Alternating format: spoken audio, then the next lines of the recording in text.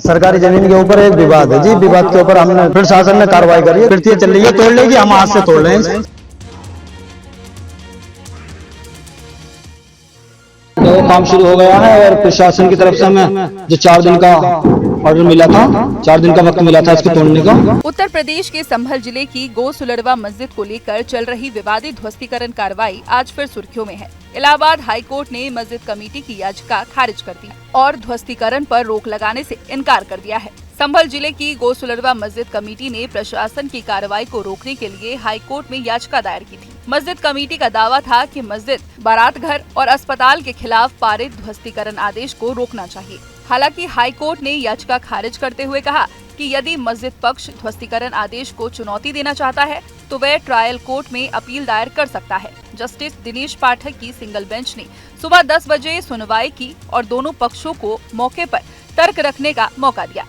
मस्जिद कमेटी की ओर से अधिवक्ता अरविंद्र कुमार त्रिपाठी और शशांक श्री त्रिपाठी ने दस्तावेज पेश किए, जिनमें मस्जिद और जमीन से जुड़ी जानकारी शामिल थी। हाई कोर्ट ने पिछले शुक्रवार की सुनवाई में इसी दस्तावेज को देखने के बाद आगे की कार्रवाई के निर्देश दिए थे। प्रशासन की तरफ से आरोप है कि मस्जिद का कुछ हिस्सा सरकारी जमीन और बारात घर तालाब की जमीन पर बना हुआ है। बुलडोजर कार्रवाई के दौरान बड़ी संख्या में लोग जमा होने के कारण कोई बड़ा हादसा या बवाल होने की आशंका जताई गई थी।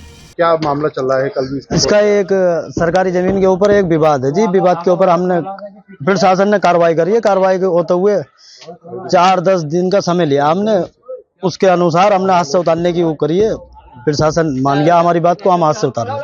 मस्जिद कमेटी ने कहा कि अवैध हिस्सों को स्वयं हथौड़े से तोड़ा जा सकता है। ध्वस्तीकरण कार्रवाई 2 अक्टूबर को गांधी जयंती और दशहरे के मौके पर की गई, जिसके बाद विवाद और बढ़ गया।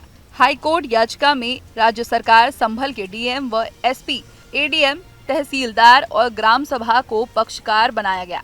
राज्य सरकार की तरफ से chief standing council JN Maurya और स्टैंडिंग काउंसिल आशीष मोहन श्रीवास्तव ने पक्ष रखा।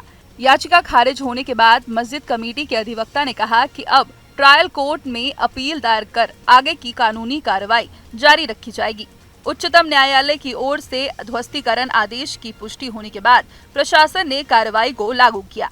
4 दिन का वक्त मिला था इसको तोड़ने का, तो हमने उसका काम कल भी शुरू कर दिया था और आज भी शुरू हो चुका है काम। अच्छा, पहले नमाज हुई है? हाँ, मतलब नमाज के लिए काम रोक दिया गया था और नमाज के बाद फिर जो है तो सुबह से नहीं तोड़ा गया था, अब तोड़ा गया? हाँ, मतलब उसका नमाज की तैयारी की वजह से सुबह नहीं तोड़ा गया? हाँ, तो अब तोड़ना शुरू करेंगे, कर दिया है लोगों ने। कितने लोग लगाए गए?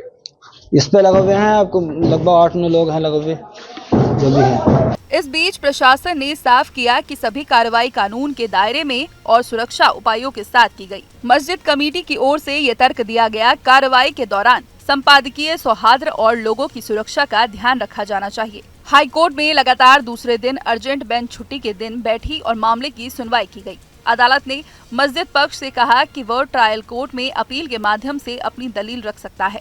देखिए, जैसा कि आपको मालूम है, राय बुजुर्ग में जो कल कार्रवाई की गई है वो न्यायालय के आदेश पे की गई है और जो कि सरकारी जमीन में ये दोनों चीजें बनी हुई थी, उसमें जो मैरिज हॉल से ध्वस्तीकरण की कार्रवाई कल की गई है और जो मस्जिद है उसमें जो मस्जिद कमेटी के जो लोग हैं उनके द्वारा कहा गया था कि हम इसको 4 दिन में स्वतः ही इसको तोड़ लेंगे, जो उन्होंने कल कार्रवाई इसमें प्रारंभ कर भी दी है। और बाकी किसी प्रकार की कोई समस्या कहीं नहीं है, सभी जगह पे फोर्स लगा हुआ है और सुरक्षात्मक पूरे इंतजाम किए गए हैं, कहीं किसी प्रकार की कोई ऐसी समस्या नहीं आने वाली है। संभल की गो सुलरवा मस्जिद मामले में अब कानूनी लड़ाई ट्रायल कोर्ट तक सीमित हो गई है। प्रशासन ने कहा कि ध्वस्तीकरण कार्रवाई और न्याय संगत थी। मस्जिद कमेटी ने भी आश्वासन दिया कि वह कानूनी दायरे में ही अपनी दलील रखेगी। इस प्रकार संभल की गो सुलरवा मस्जिद पर चल रही विवादित ध्वस्तीकरण कार्रवाई हाई कोर्ट में चुनौती विफल होने के बाद ट्रायल कोर्ट में अपील तक सीमित हो गई है। आगे की कानूनी लड़ाई अब यही तय करेगी कि मस्जिद के विवादित हिस्से को लेकर अंतिम फैसला क्या होगा। इलाहाबाद हाई कोर्ट में आज संभल की गौशुलवरा मस्जिद को लेकर मामले की सुनवाई हुई है और इस मामले में हमारे साथ जो याची पक्ष के वकील हैं रविंद्र कुमार त्रिपाठी जी, वो मौजूद हैं, उनसे बात करते हैं। सर बताएं क्या आदेश किया है कोर्ट? आज मामले का निस्तारण करते हुए माननीय उच्च न्यायालय ने हमारी ये प्रार्थना स्वीकार किया कि हमें वो परमिट किया जाए कि हम अपील फाइल करें रेगुलर अलॉन्ग विथ एप्लीकेशन जिसमें कि डिमोलिशन के खिलाफ हम प्रेयर करें। यह आदेश हमने इस आदेश पर रिक्वेस्ट किया ऑनरेबल कोर्ट से, क्योंकि संबंधित डिमोलिशन आदेश ही हम लोगों को सर्व नहीं किया गया था और इस प्रकार से रेगुलर कोर्स में हम through proper channel appeal file करने के लिए दरखास्त की। तो आप जो है लोअर कोर्ट में अपील फाइल करने जा रहे हैं संभल में? यस। संभल जिला न्यायालय में कब आपकी तरफ से अपील फाइल की जाएगी? मंडे को। क्या यहाँ पर प्रेयर थी आपकी? हमारे यहाँ 3 प्रेयर थी। पहली प्रेयर तो ये थी कि जिस आदेश से मस्जिद गिराए जाने की कार्रवाई की जा रही उस आदेश की कॉपी हमको दी जाए, जो कल माननीय उच्च न्यायालय के निर्देश के क्रम में हमको प्राप्त करा दी गई। दूसरा मेरा आदेश ये था कि ये पूरी कार्यवाही मैलिस आधार पर है। दशहरा के दिन जानबूझकर मस्जिद गिराए जाने का सरकार की ओर से कोशिश है, ये मैलिस के ग्राउंड पर इसे रोका जाए। और इस प्रकार से कल माननीय उच्च न्यायालय ने मौखिक निर्देश दिया सरकारी अधिवक्ता को, जिसके तहत ये कार्यवाही रुकी रही और अभी भी रुकी है। और तीसरा प्रेयर हमारी यह है कि सुप्रीम कोर्ट के डिमोलिशन से संबंधित जजमेंट का वायलेशन चूंकि सरकारी अधिकारियों ने जानबूझकर किया है, इसलिए कंटेम्प्ट की कार्रवाई उनके खिलाफ की जाए और ये मामला अब हमारे अपील निस्तारित होने के बाद एजिटेट किया जाएगा। वीडियो जर्नलिस्ट विजेंद्र कुमार के साथ मानवेंद्र प्रताप सिंह, न्यूज़ नेशन, प्रयागराज।